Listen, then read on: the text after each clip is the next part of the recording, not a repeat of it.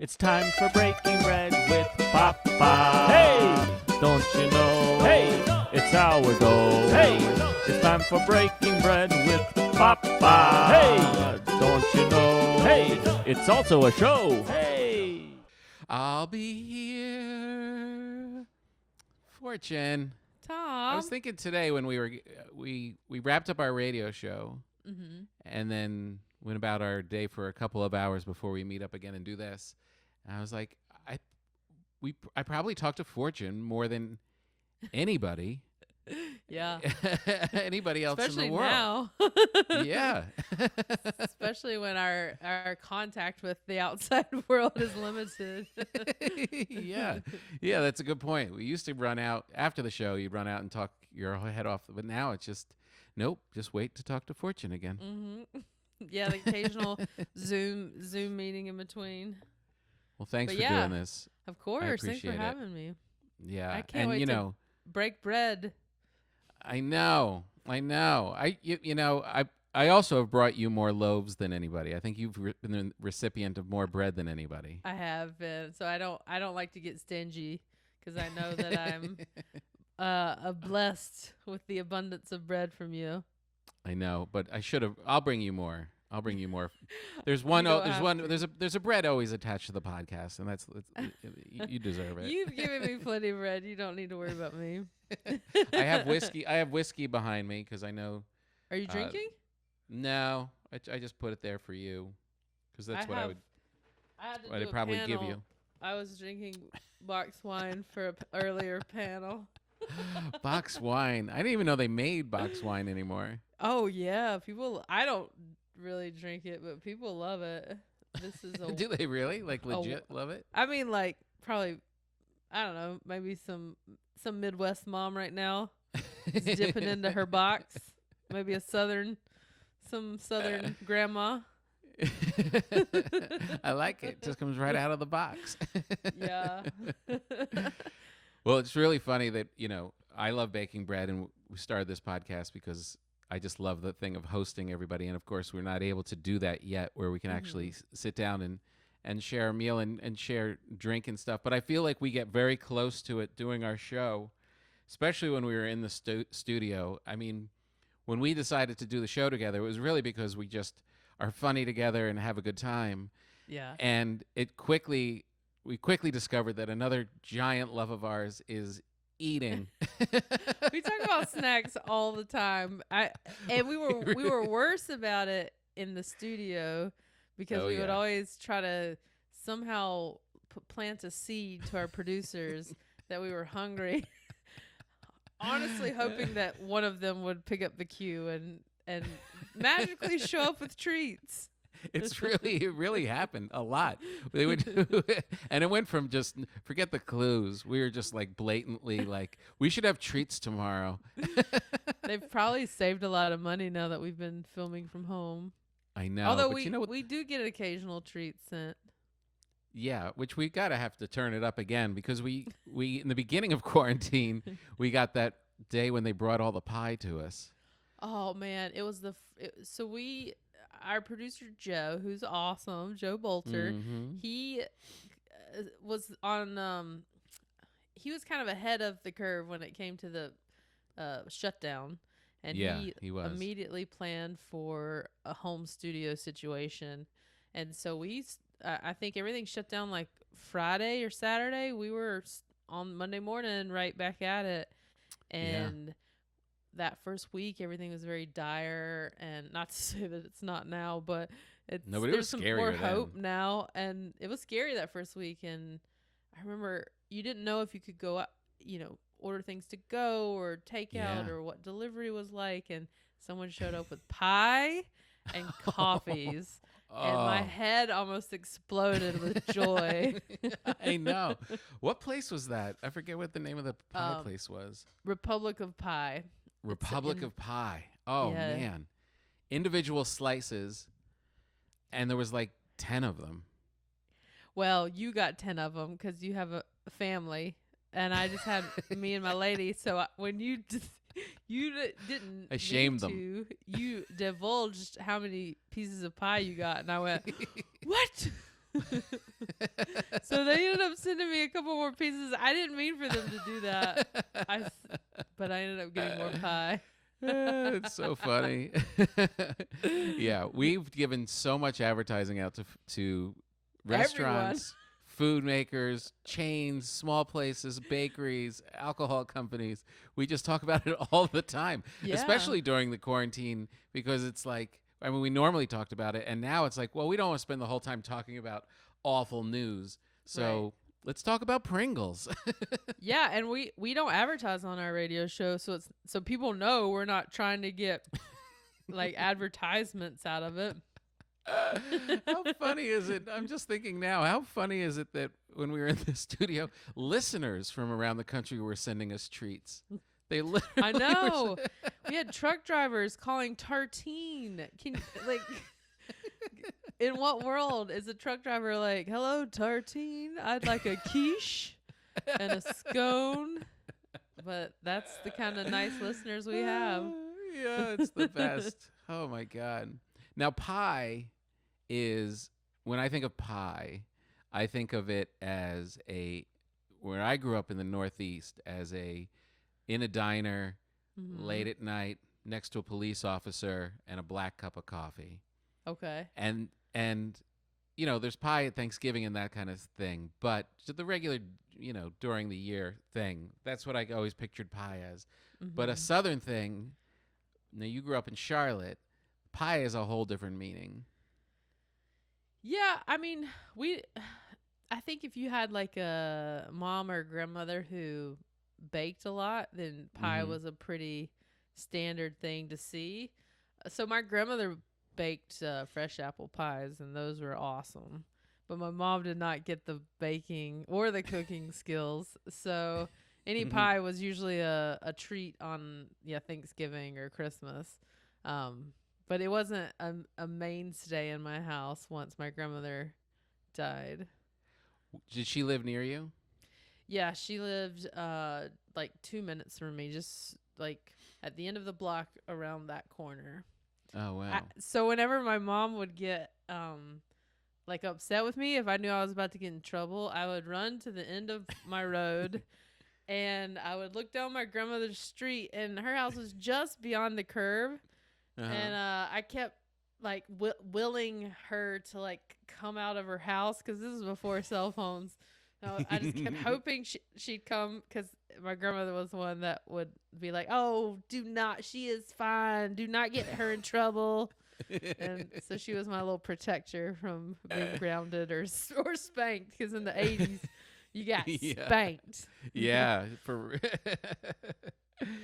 You were named after your grandmother, weren't you? It's Fortune is her mom's maiden name. My grandmother's so my great grandmother. Ah, okay. But but my grandmother really loved the name Fortune, and really, really wanted my mom to name me Fortune. But my mom thought it was too big of a name, so she named me Emily, and Fortune is a middle name. Got you. Now, why do you think your mom didn't pick it up from your grandmother?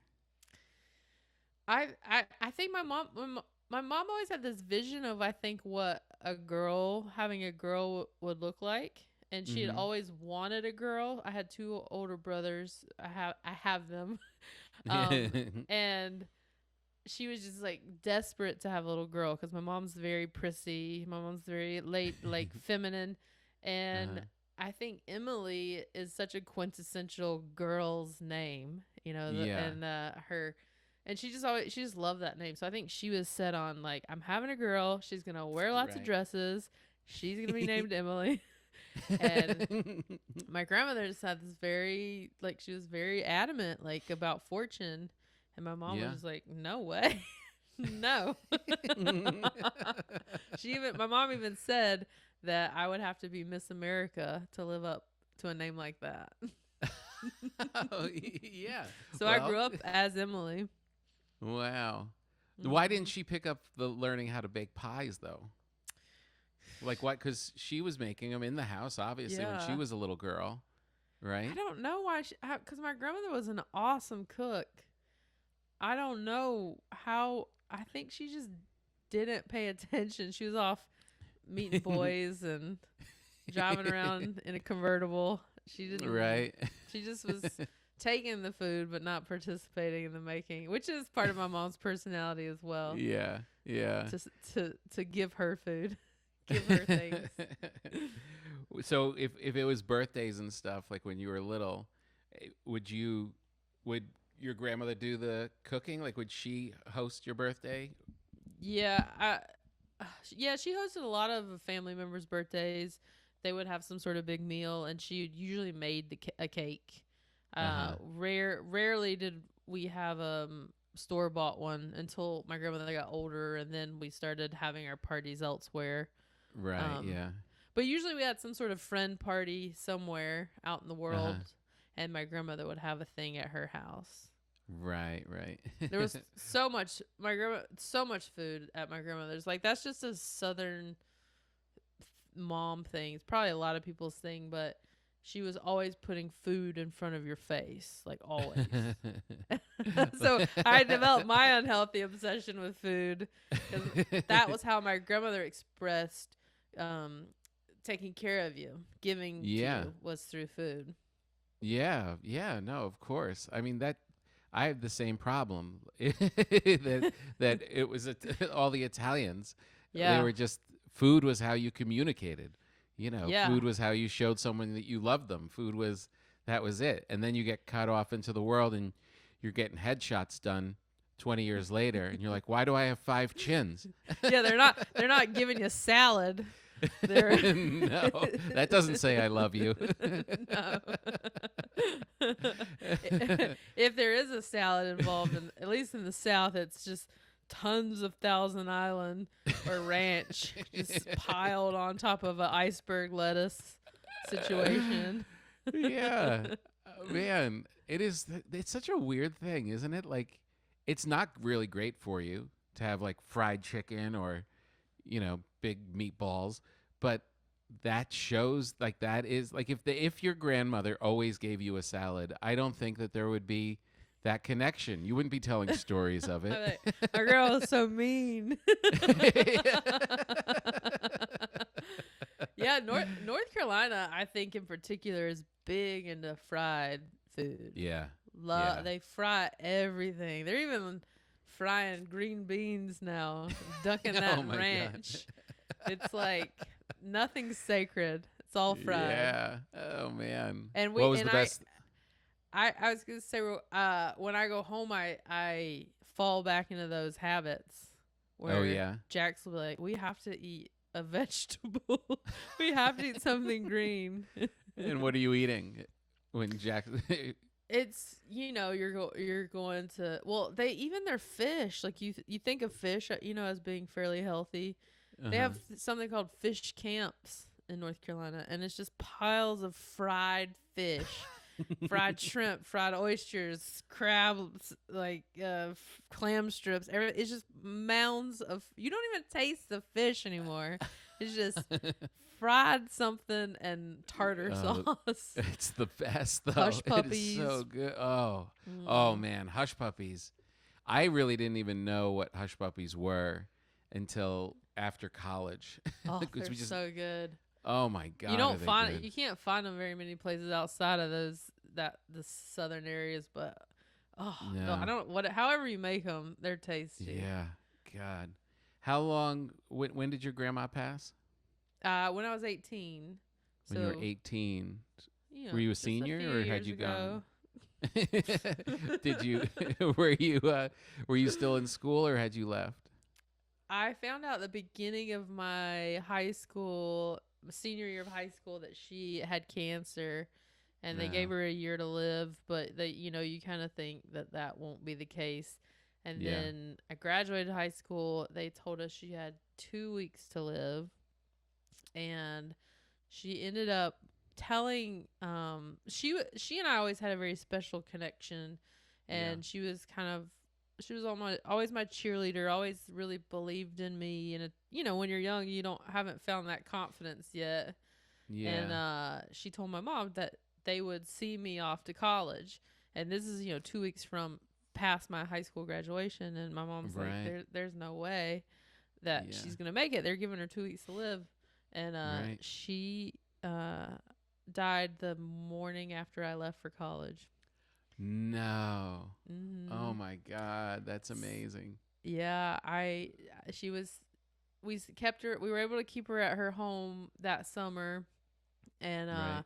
it was really probably the most painful time of my life, but it was a very deep experience and because we had a hospice nurse that was very spiritual, Right. who made you really like think about the journey of it and the connections of it, and ask the questions you want to ask and say the things you want to say. And that last week before I went to college, I had gotten my wisdom teeth out, so I was like kind of in and out of it. And I went to say goodbye. She was like, I don't even, at the time you're like, I don't even know if she can hear me. Yeah. And I told her I was leaving for college, and I knew I wouldn't see her again, obviously. And Sure. the very next morning. Wow, that's amazing. Yeah, She and was mighty.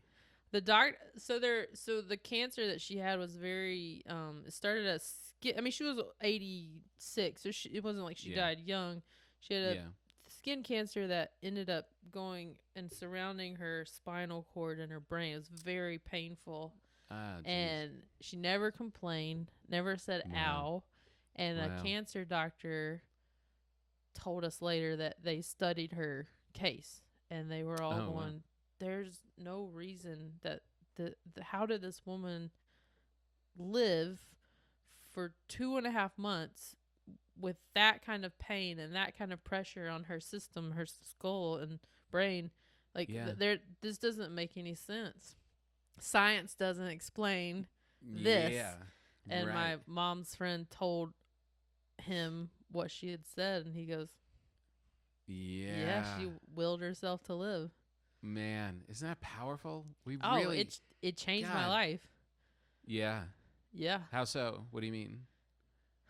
She and I had always been super close, and I'd always been a fairly responsible kid. Like, that's just kind of in my nature. Mm-hmm. But to see someone like that make that kind of sacrifice for you, to love you so much that they want to see something significant like that for you, you go, I can never be a piece of shit. Right. Because you know what I mean? And not to say that I'm not perfect. I'm such an idiot sometimes, but I just knew that my life had to have some purpose, because and so it just put me on this path of like, I gotta make something good of my life, because this person loved me enough to do that for me. Right. Man, oh man, that is powerful. It's powerful in two regards. It's powerful that a person can do that she was able to, just out of pure love and willpower, that she was able to sustain it to when she did and live up to her promise. That thing that we have, that untapped ability that you can kind of tap into. And then that you then, with it being unexplained, that mental thing, that you now are going to carry that, and you're directing your mental well-being and your positive attitude throughout your life, it's like a profound thing, because it's not something you can say, oh, she's doing that exercise now. Like, there's no, like you said, like, science doesn't explain it. But then you wake up every day and be like, want to be better and do your thing. And it's just, I don't know. It's because I believe it too. I believe in, what you think is what happens. I feel very guided, and this is so hippy dippy. I sound like such a crazy person, but I feel very guided, even if if it's not her spirit, by her energy, whatever you believe in. I feel very guided by that, and it's it's a big driving force in my life, and always has been. Maybe it's just like not even realizing it, this need or want to make her proud, Yeah. So I try to. I remember when Jamie Foxx won the Oscar, and and the Golden Globe, and he was thanking his grandmother for making it happen. She had passed, and similar thing, and he was like, I want to thank her. I believe that she's the one that made this happen. And I was at the Laugh Factory the next night. I was like, What's my grandmother doing? You're like, Grandma, I want an Oscar. Yeah. I mean, come on, step it up. Yeah. Your Who are grandma, you taking care of? your grandma was tired. She's like, I need a nap. I gotta, I'm chilling right now. Oh, man. That's It's amazing. funny. Yeah. But then to have like, it's so funny too, if you come back on it and it's like, so you have this positive attitude, you want to go out and do good stuff, and you're also fueled by just smelling like a fried chicken or something, and you're like, that's the thing that reminds me of Grandma. Yeah. Any fatty food. Right, exactly. And she was so skinny. That's what was not fair. She was giving us all this like so bad for you food, and she was tiny. That's so, it just So meanwhile, we're just all like growing exponentially. Eat more, eat more. Oh man, I've had people be like, "Your frame, like you're, they're trying to be nice or helpful. They're like, your frame is too small for your weight." And I'm like, okay, whatever. I like food. Get out of here. Yeah, what does that mean? Basically, usually like they you say the shouldn't be opposite. fat. Yeah, usually they're like, you're just big boned. You can't help it. I used to say that. I was like, I'm just a big bone. And then this one guy was like, no, your frame's actually not. I go, shut up. Leave me alone. Oh, man. It's amazing. It's amazing that they could just have that effect on you. I mean, is it possible now? And then, of course, you're running down the road from your mom because she's going to discipline you. And right? Like and I'm asking this because as a parent, I go back and forth on that because my grandmother, of course, like all grandparents, like as her grandchild, you could do no wrong. And it was just pure love. It's just, I just love you. I love you. And she doesn't even want to know what your troubles are. She doesn't want to know about your grades and, well, you'll do better next time. And I always think about that with my kids. I'm like, could I just love them that way? Like as the grandma who just is just all in on love and forget the discipline part of it. I don't think parents can because kids crave structure. And so as much as hard as it is for the parents to be the bad guys, like at least one of you has to be, or else your kid's just running amok, And that's being true. a real turd. So you gotta have as much as kids say they hate it, they actually want you to set boundaries. Yeah, that's true. And so, but then the grandparents get to come in and get all the love. But then when you become a granddad, you'll get to have that. So I think it comes around. That's true. You can't buck the system. It's all been figured out. You can't just jump it and act like grandpa when you're dad. I mean, I'm not a parent, so I can act like I know. I don't really know, but it seems like, there's no real formula to it. Every kid comes out different for whatever reason. Yeah, no, I know. Did your grandmother identify with you more than your brothers? Were you the favorite? I mean, she loved us all very much. Of course. Of course. But I know that she loved me more, for sure. Yeah. You could have just said yes. I always would. I got a video camera back in the day, and I would always try to get her to admit on camera that I was her favorite. And I would say, Nana, who's your favorite? And she'd look around. And she goes, you. So I have it on tape. That's great. But I think it's because awesome. I was with her all the time. I was like her little shadow. Both my parents worked all the time, and my older brothers, once the oldest one, he was 7 years older than me. So once he was able to drive, he was like out of there. And then my middle brother was always doing his own thing. So I was like always with my grandmother. So I think we just had a bond. Yeah. And again, as hippy dippy as it sounds, there was definitely a soul connection because when she died, I knew. Oh yeah. called her house, like, and my dad was like, I gotta call you back because it literally like just happened. Oh, you called for that reason. Yeah, Or you, I felt it. yeah. Right. Yeah. No, all that stuff That is I'm real. a Cancer. We're empaths. Yeah. So I just feel energy, and I felt a shift. Right. So yeah. So when you and I are doing the radio show every day, what's the energy you feel from me most of the time? It's very positive. Yeah, it's all positive. I think that's shows in our content too. Yeah. We're both pretty positive people, so we tend to see the brighter side of things, and so we're coming at our conversation with each other. Usually, even though we tease each other, it's usually there's a positive feeling to it. And when we interview people, we're not trying to like get the hot goss. We're just talking to our friends. Do you think we should more? Like when Howard Stern, like had the reputation for like someone said something on this on the show, or like on any show, it's like, oh, did you hear so and so celebrity dropped on the such and such show that someone was an ass? Maybe we should trap people more with we'll use our good nature to trap them. Yeah, but that's just not us. That's not our thing. We'll even know hot topics, hot goss about comics, and be like, yeah, well, we don't need to talk about that, you know? I know, that's true. I think because our show is celebrating comedy, it's celebrating comics, our jobs. It's not really focused on the other, you know, more frivolous, like gossipy, entertainment-y things. Yeah. Who do you think is going to have the first scandal, you or I? Oh, God. Hopefully neither of us.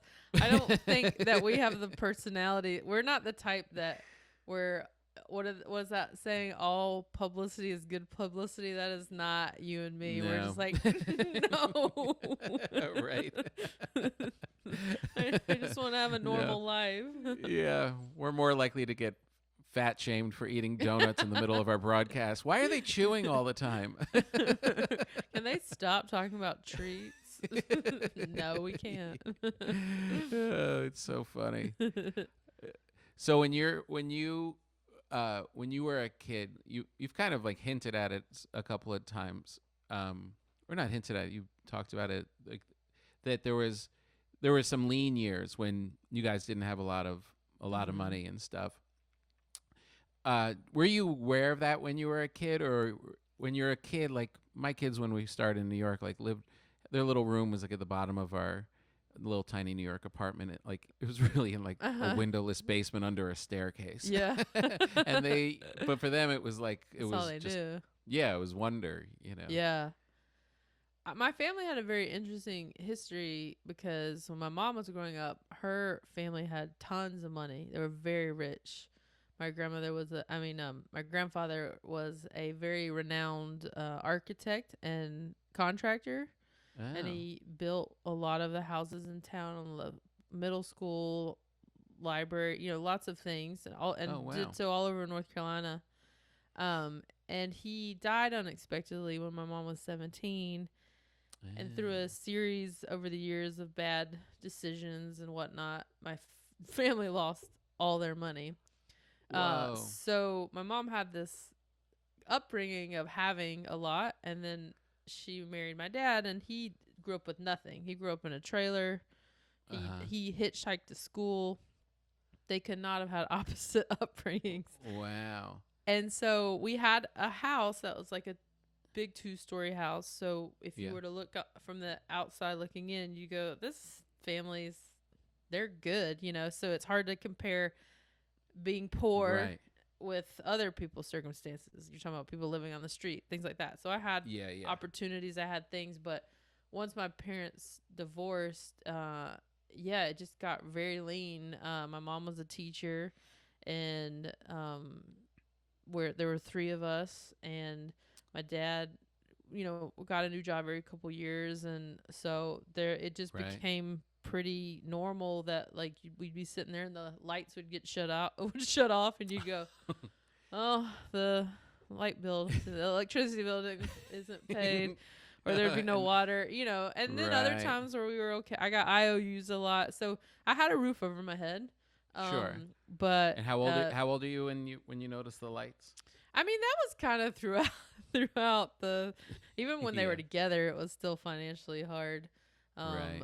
But you know, you just kind of got used to it. I think that's probably where a lot of my work ethic comes from. I mean, our house was like falling down around us. Everything needed to be repaired, and at my last 2 years of high school, my mom came home one day with a bunch of boxes. She's like, "We got to move. We're about to lose the house." And wow. and I go, "What?" And we gotta pack up. But she somehow ended up coming up with the money to pay what was due, and we just had an empty house for the next 2 years. We moved everything to my grandmother's basement. Oh. Yeah. So you had already moved stuff? They moved everything. I had like a couch and a TV and our bed and a bed, and we didn't even have curtains on. We didn't even have curtains. Oh my God! It was for 2 years. But you know, my mom, to her credit, when like in summers, you know, teachers don't have jobs, and so she would go work at it's basically the equivalent of like a Sizzler. She would work in the Quincy's in her hometown, and I know that was pretty humiliating for her to like be waiting suddenly on friends and kids of friends, and sure. But our whole family we kind of knew you have to do what you got to do what you got to do, and so we all started chipping in. It's interesting because I met your mom and she's great, and she does kind of carry herself as like a little more elegant. You know, she has, it makes sense when you say like she kind of grew up with that. Yeah. Because she does carry herself that way. Right? She's like a lady. I always said she was a rich woman living in a poor woman's world. Yeah. But I mean, you know, it was hard. My brother had to leave college his sophomore year in the middle of it because we couldn't afford it anymore, and had to come home and work, and you know, to see his friends getting to be carefree, and he's like, I hated that things like that for him, you know, and I mean, you know, it sounds a privilege. You're just like, I didn't get a car when I turned 16, but you know, I still got to go to college, and so it's hard to say I was poor, because then you think about other people's circumstances. Yeah, which is, you know, which on the one hand is understandable because everyone's experience is their own thing, and if you're feeling that, you know, that's true, and that is a real thing. But also the perspective of, oh, don't cry about it, like your grandmother being sick and never complaining. That's an element too. It's like, just deal with it. Just go. Yeah, we all just were like, okay, well, so you're gonna work there. You're gonna work there. I'll work at the recreation department. Okay, you know, you just kind of divide and conquer. Yeah. What was your first job as a kid? Well, it was babysitting was the unofficial under the table job. I started that when I was like 12. Can you imagine hiring a 12-year-old to babysit? I think back, I'm like, what were they thinking? I babysit like all the kids in my neighborhood. That's how badly parents want to get out of the house. I was like, I need a babysitter. What is happening? I was so scared. So that was my first official job, but then my real government job was working at the recreation department in town. Oh, really? Yeah, I did. I worked there for the next 4 years. I taught t-ball, and I lined softball fields. I taught tennis. I picked up trash. I answered phones. I swept floors. I was like a custodian and a maintenance worker. And I did daycare. I did it all. Jeez, we're the only. It sounds like you were the only one working in town. Well, I think I got demoted. Because they didn't say it in that respect, but I had a very cush air conditioned job of answering the phones. That was the job you wanted. Because you could do your homework and just answer phones. And then one summer, we got a new boss, and she was Uh-oh. like, "You're basically now a maintenance worker." And I'm like, Oh. coming in. Who got your job? I don't know. One of those girls, one of the other girls, and suddenly I was having to go around in the pickup truck with these burly dudes picking up trash in the parks and lining softball fields. I was like, "What happened? It's hot." That's terrible. Mm-hmm. Oh, it's so funny. So when you're like that age, you're in high school and you're hustling and mom's hustling, everyone's hustling, Mm-hmm. and just the day to day in the house when your mom is not a cook, she hasn't picked up that gene.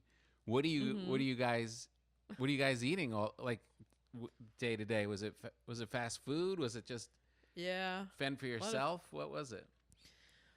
Yeah, it was a lot. I mean, she only knew how to make one meal, and that was barbecue chicken and corn. And she made it so much that my brother was like, "If I see one more piece of barbecue chicken, I will throw it across the room." We were so sick of it. No. Yeah. Well, my grandmother, I basically ate at my grandmother's most nights.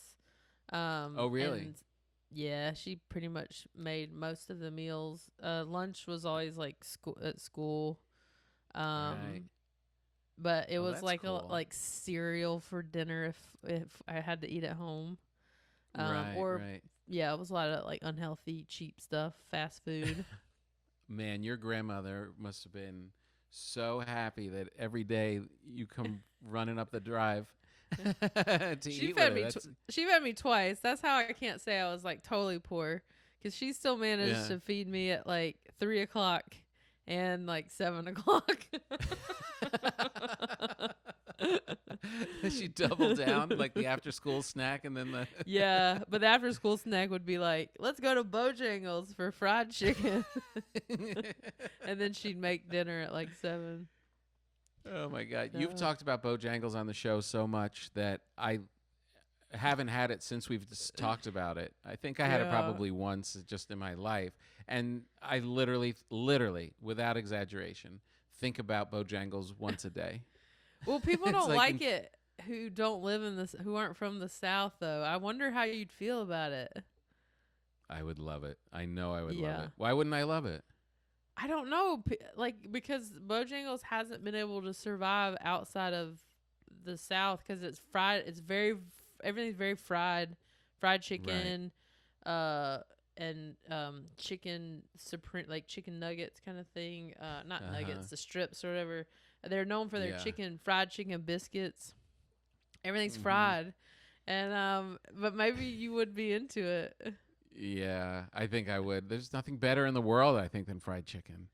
It's pretty tasty, and they have Oh, very man. buttery, greasy biscuits, and they have something called dirty rice. It's like so old school. It's very old school.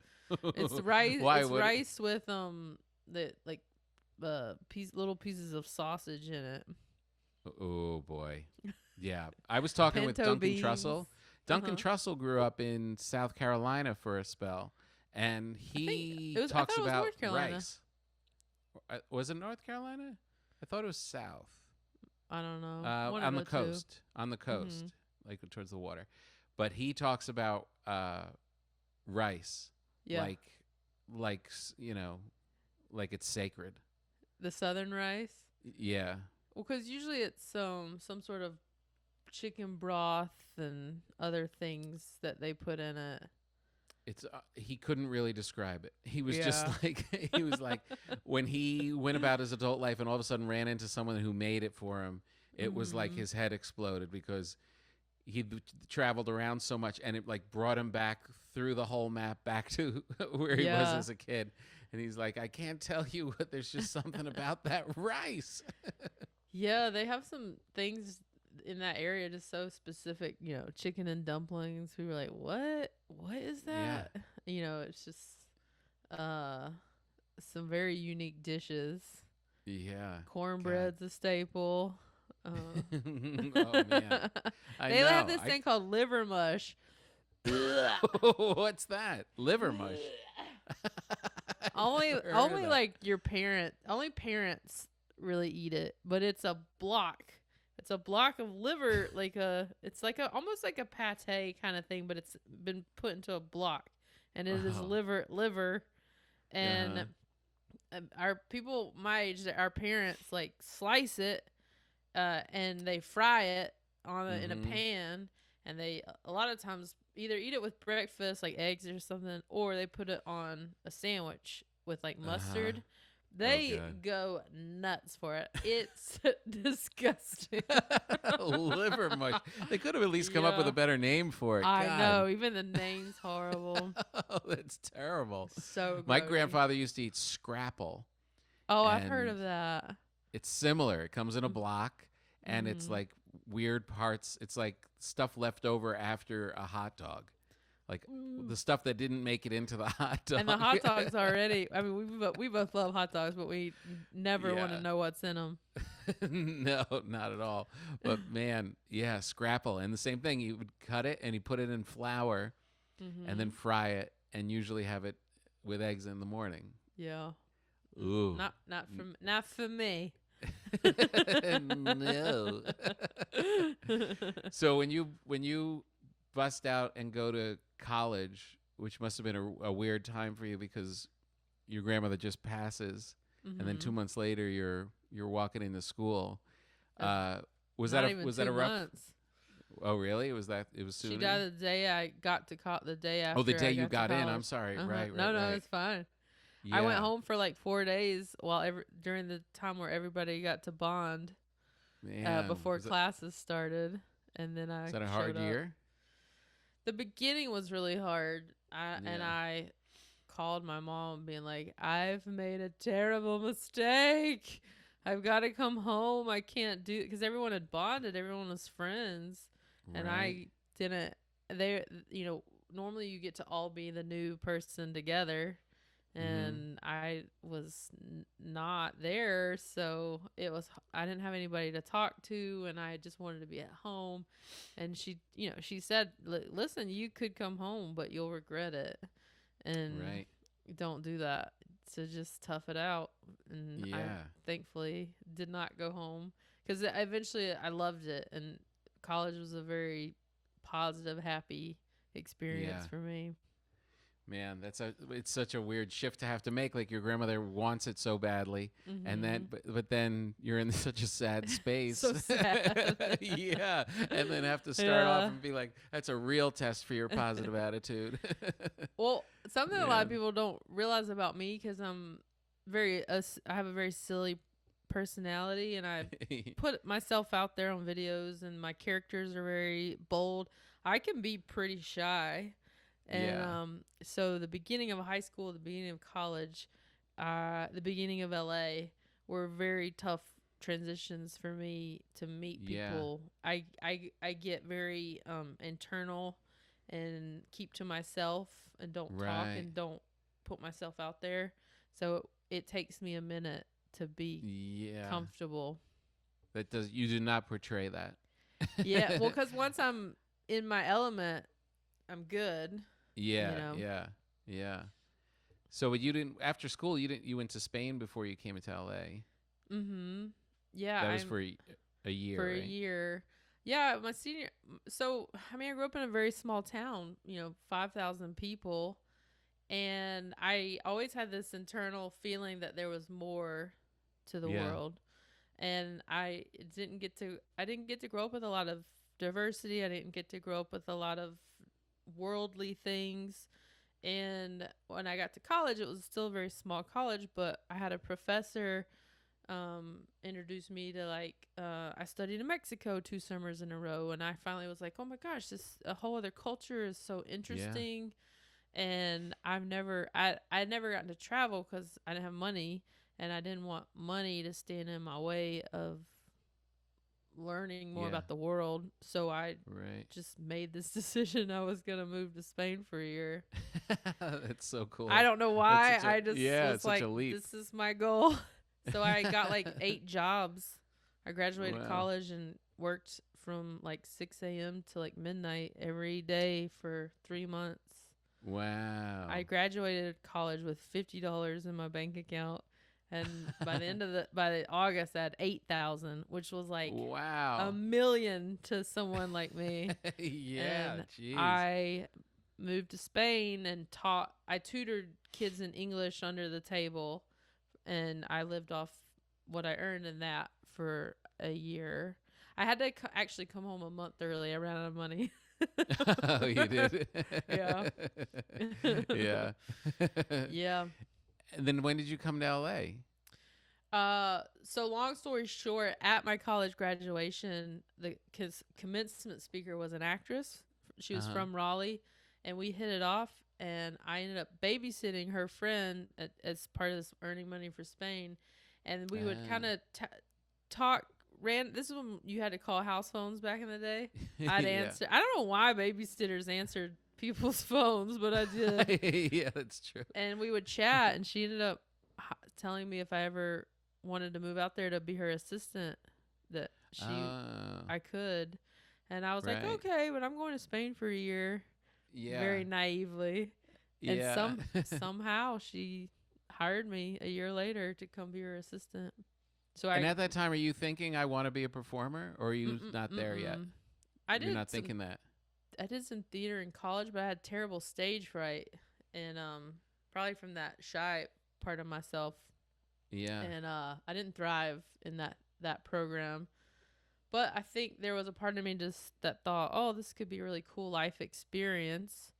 But then in the back part of my head was maybe there's a performer in me somewhere. It's so interesting. I was like, let's just see. It's so interesting because you are such a natural. You're so naturally funny. It seems like you're one of those people that had to have thought, oh, I'm going to be on TV from the time they were 5 years old. No, I always loved comedy though. I was obsessed with Saturday Night Live my whole life, and I would consume all of I called them skits back then. Yeah, the little skits. And I would perform those for my friends. So I always had that as part of my personality. Sure. But when I first moved, I didn't do any performing my first 2 years in LA. And I finally was like so desperate to make friends because I didn't have many friends my first 2 years out here that I joined the Groundlings to take improv classes just to make friends. Wow. And that's how it all started. Funny. That's so funny. So comedy was born out of loneliness. Yeah. Well, that story's been told a bunch. And did it kind of click kind of early? I know it's a little bit of a grind there, but were you just like, Oh, I knew like right away. I was like, you did. This is because I wanted to take improv in college. I went to a comedy sports show, and they go, come to our free, class. And I went because I knew it. I was like, this is the greatest thing I've ever seen. And then they go, so glad you enjoy this free class. If you want to take 6 weeks, it'll be $500. I was like, I don't have it. Yeah. Or even 300. I don't know what it was. I was like, I don't have an extra cent. So I would have loved to. I wish I would have discovered it. I mean, I discovered it. I wish I could have afforded it back then. Yeah. But it happened when it happened. So once I finally got to take the classes, I was just like, this is it. This is for me. Yeah. Not you going through the improv, and this happens a lot when we're doing the show and we have all these funny people come through, and there's like that stand-up track, and then there's the improv track, and I'm always envious of the relationship because it's you guys all have this common path, and there's you could tell there's like the bond from whatever you went through, and from the outside I see it as this kind of free fall. it's improv. Our life is improv. We're making all this up at the same time together.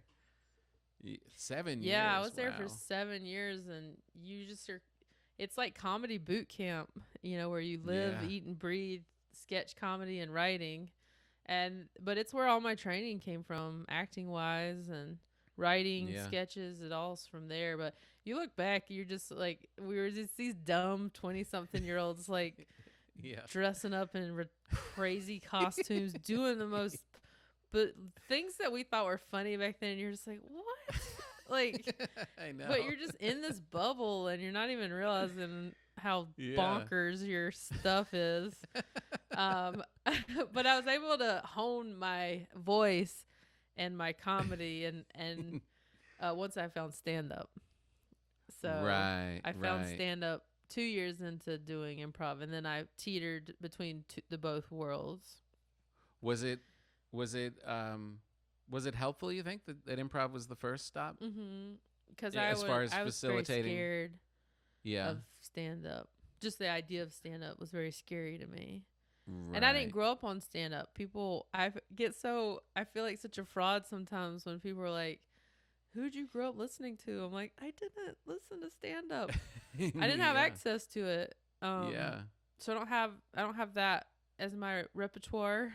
That wasn't what. That's when you weren't digesting that. Yeah. Yeah. So I finally, I always wanted to do stand-up, and I finally got the courage to take. Well, I did the nerdy route. I took a class, a 6-week class, and you got to perform. Who was your at teacher? the end of it. Adam Barnhart. He's a comic that does a lot of shows at the Comedy Store, and our show was at the Comedy Store, and I just loved it. And then he ran a show in the Belly Room, and I did the music for that show for a year, and he would give me 10 minutes every week in exchange. And that, for a brand new comic, 10 minutes was like invaluable. Huge. So I rose through the Comedy Store ranks pretty quick. I became a paid regular in about 3 years. Wow. That is quick. That's really quick there. But the guys were so good there weren't a lot of women there. There were some, but not a lot. Mm-hmm. But the guys were always really nice to me and really good to me, and really, like, always they would speak, because you always kind of needed somebody to. There was a whole system back then where you had to get Tommy to let you showcase for Mitzi, and it was like all these things, but you had to have people vouching for you. And I was pretty new, and these guys were really sticking their necks out for me. I really am grateful for them. Yeah, that's amazing. It's amazing that it was. I mean, it's not a surprise though. It's like, I mean, it's more of a surprise that you weren't doing all of this stuff, like I said, since you were 5 years old. I know, like that part is like surprising. I really wish. Sometimes when I think that I didn't even start comedy till I was 25, you go, oh, all those years I could have been doing it. Yeah, I really wish I could have.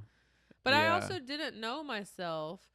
I was kind of as much as I like try to better myself and be an aware person, I was naive. Like, I didn't come out of the closet till I was 25. And I feel like in some ways I was really mature, and in other ways I would just, it took me a little while to catch up, and because I didn't grow up in a worldly sense and surrounded by, it took me a minute to really like come into my own and be an adult and be the person that I am. Not that I'm not still evolving, but even before the age of, I think 30 for me was when I really was like, okay. Before that, I was just like, So I look back at some of I go, I just grab my head and I go, oh my God. Oh my God. So the 20s are a mess. The 20s are a disaster. They really are. So I'm glad to be the person I am now. And the 20s are a mess. It really is. Well, because too, when you're starting comedy, you don't know what's funny. You don't know. I mean, I told some jokes like that were like more graphic than anything, and I remember Paige Hurwitz being like, never tell that joke again. You go, what? You're just so dumb. You're just so dumb. Like, she didn't say that. I was like thinking. Do you remember what the joke was? I mean, it was something about a woman's cycle. Right. Talking about, which, like, who wants to hear about that? But when you're in your 20s, you're just like, this will be funny. It's all I got. Now I just freaking cringe. Like, Oh yeah. Oh God. We should do that. We should do that on the show. We should try and find the oldest set we have. No, I It'd just be remember so her. humiliating. I will never forget her just me coming off stage, her going, "Don't ever tell that joke again." No discussion. Just don't do it. And I go, oh, "Yeah, okay, you're right." Nobody wants to hear about periods. So was doing Chelsea lately, was that like the place where you kind of felt like, oh, I'm solidly in now, like I'm on firm ground, or was it before that? Yeah, that was definitely my big break. I got Last Comic Standing was 2010, mid 2010. That was my first TV gig, and it was awesome. It was what made people in the LA scene knew who I was, because I was doing so many shows all the time. I was everywhere every night. Yeah.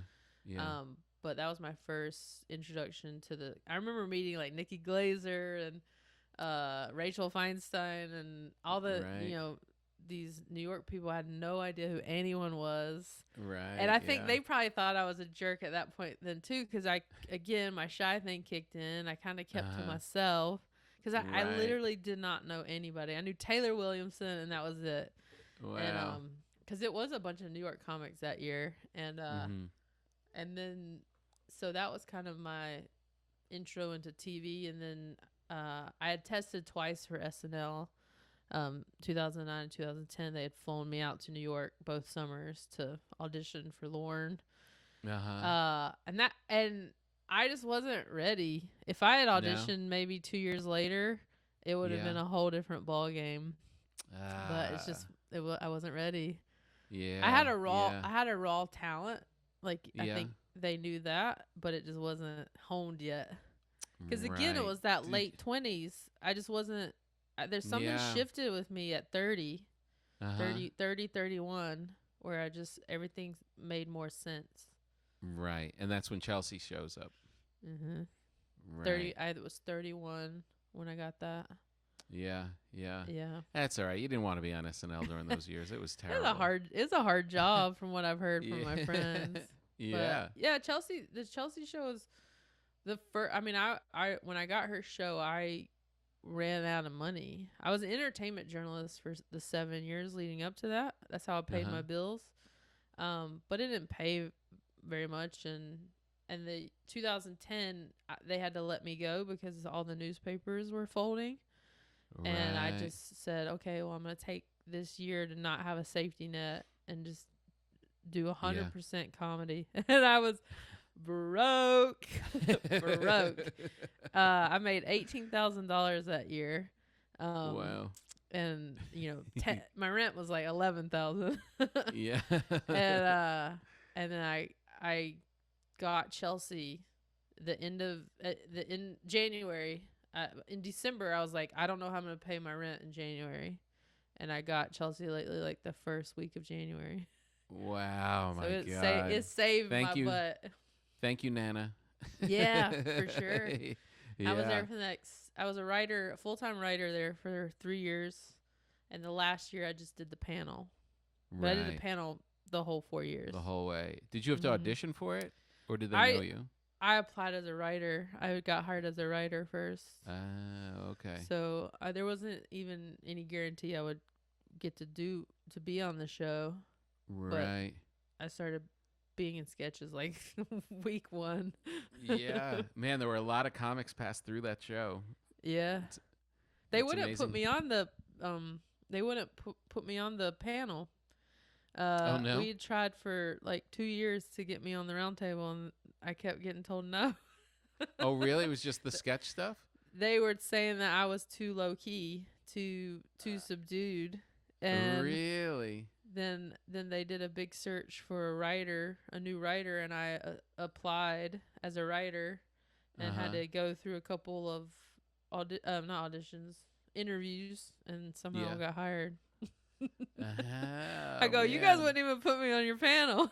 Yeah, jeez. It's all timing. It really is. Yeah. It really comes down to that. It's like we always think like it should all happen when we want it to happen, and then it happens later to greater effect because you actually are better. You know, there's nothing wrong with waiting in a way. It's frustrating when you're running out of money, but and I mean, I'm so grateful that because I was going through a period of time that period of time was a lot of people going, we really like you, we just don't know what to do with you. It was before being different was considered a good thing. It was not a good thing then. Oh, they were like, interesting. Yeah, so I would constantly get very close to getting a break, and they would be like, they just, these executives don't understand your comedy. They don't get your thing. God, that's so crazy. Okay. And then Chelsea was the first one who was like, you're different. And I really like that. And she opened the door for everything. I've been working since. It's so crazy to think that was actually a thing. Like that being different would have actually been a deterrent in comedy. Like that's so bizarre. Yeah. That within your career, which is, a short amount of time really in the grand scheme of things, that it could have that much of a shift. Yeah, I mean but I think that's the beauty of stand up too, is that it was so many people weren't getting me for so long that it helped define my voice eventually. And then you could just show people, this is who I am. This is my comedy. Right. So when do you think you're going to make the next shift and come out as a straight woman? It's coming, baby. I do have a dainty side of me, though. Yeah. Don't let these button-ups fool you. My partner Jax is always like, I don't understand. You're not butch, but you're not feminine. Right. Because I do have a little daintiness in me. Yeah, well, I've seen those pictures of you as a little girl. You were a little fashion plate. Well, she says I get too excited when I dress up. I have very feminine female characters that I play where I'm on Chelsea. They did it all the time. They love to doll me up. I would have long wigs and full makeup, and I'd be prancing around in high heels. And I don't want to dress like that in life because I like to be comfortable, but I kind of love doing that stuff. Yeah. Who cares? I mean, it really. But I have to say, just knowing you as being your friend, when you do show up that way in pictures or whatever, it looks like a totally different person. It looks like you transform into some other character. Like it's fun, full bore. Well, it's fun to show people because I think because of my accent and because of my big hair, people just kind of assume I can only do one thing. Right. And so it's kind of nice when you go, do you know who this is? And they're like, huh? It's cool to like transform a little bit, It is. I know. I want to come up with some characters. I always play the same guy. I mean, a lot of my characters are a different version of another character, Yeah. Well, man, I don't think we're gonna get back in the studio really soon, but we should definitely keep hounding them to send us treats. Tom, truer words have never been spoken. I'm so craving like just going into restaurants and stuff. And you must be too, because you don't really cook at home. So I mean, we have been so many a lot levels during quarantine. Yeah, are you getting good? No, Jax is. Jax is getting good. Jax found this company that it's sort of like Blue Apron, but it's a different company where they send you we order like 3 meals. And they send you all the ingredients and how to make it. So we've been doing that where it's like, I guess, cooking for dummies. Are they good? Thing. Do they taste They're good? not bad. I mean, we do them because it forces us to eat vegetables. Yeah. It's like a well-balanced meal. Yeah. Otherwise, we're like eating tortilla chips for dinner. I know. I know, but there's been so many of those moments where you're just like, I can't cook the same thing again. Just give me some can of Pringles and just leave me alone. I think we're ordering food out to go tonight, and that makes me very excited. Because we don't do it. I mean, we've been doing it a little bit more the last few weeks, but it's more of a treat for sure. Yeah, I know. We have friends coming over tonight, and they want pizza and they want a drink, and it's like, I was good all week, and all right, I guess I'm not gonna sleep tonight. You're gonna order the pizza from somewhere? Yeah. You have I'm not making it. You have places in LA you like? I feel like people complain about the pizza out here. No, not for where we live. Like, there's other spots around town, but they don't deliver to where I live, and yeah, I know it's gonna be like, nah. Mediocre It's not going to be pizza. great. Yeah. Do you have a good like one? Grandma made them. I like those. I'm like so bougie now in LA. I like those like artisan pizzas, you know. Yeah. Why do I keep saying all of a sudden? Pizzana's really good. And there's a place on Melrose. It starts with an R. That sounds far, though. Rohan? No, it's right beside the Groundlings. They're not going to deliver to me. No, they won't deliver to you. There's a Lucifer's Pizza now in the Valley, right? I don't people know. Like What's that that place. What's Lucifer's? It's a pizza place.